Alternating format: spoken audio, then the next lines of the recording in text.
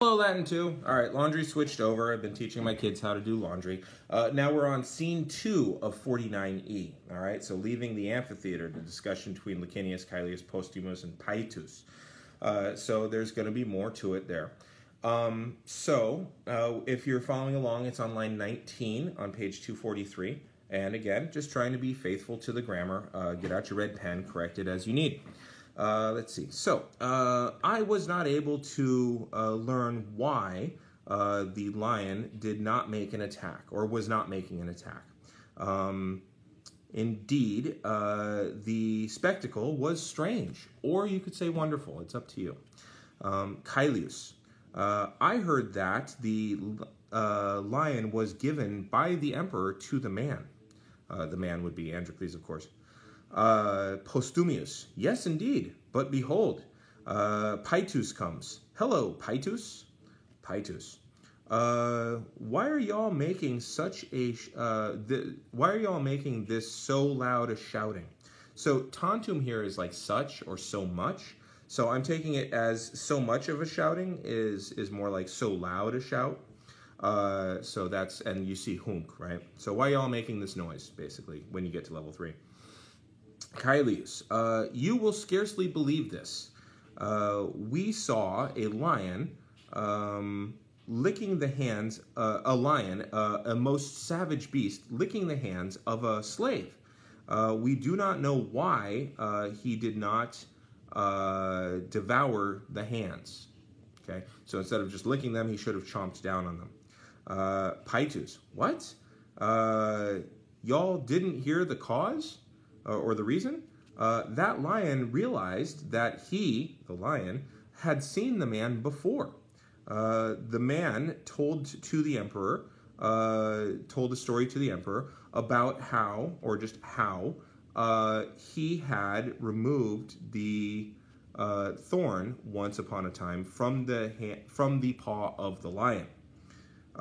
He told, he being the slave still, the man, he told that he had lived in Africa. He and the lion had lived in Africa in the same cave for 3 years.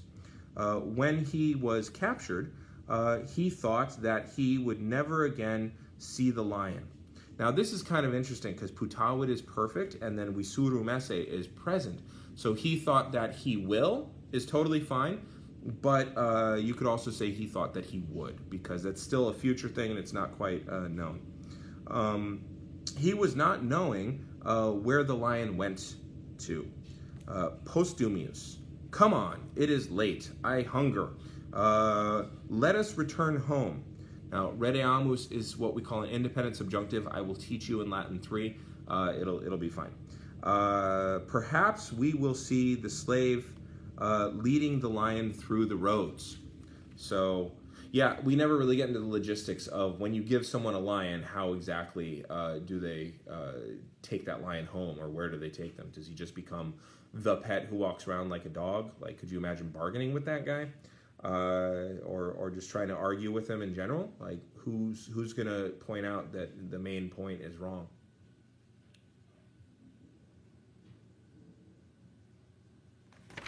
Anyway, so that's the end of 49E. The next time that we talk, I will be reading to you, and it's probably going to take at least 2 reads to get through it, but the Siege of Jerusalem in Review 11G. Now, what we did in 49 was a lot of work having to do with participles and a lot of work having to do with indirect statements using the accusative plus infinitive.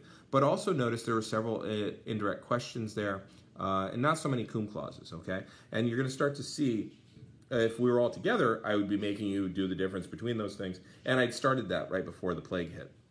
So again, take a look at exercise 49D for different reasons than what they give you in the book.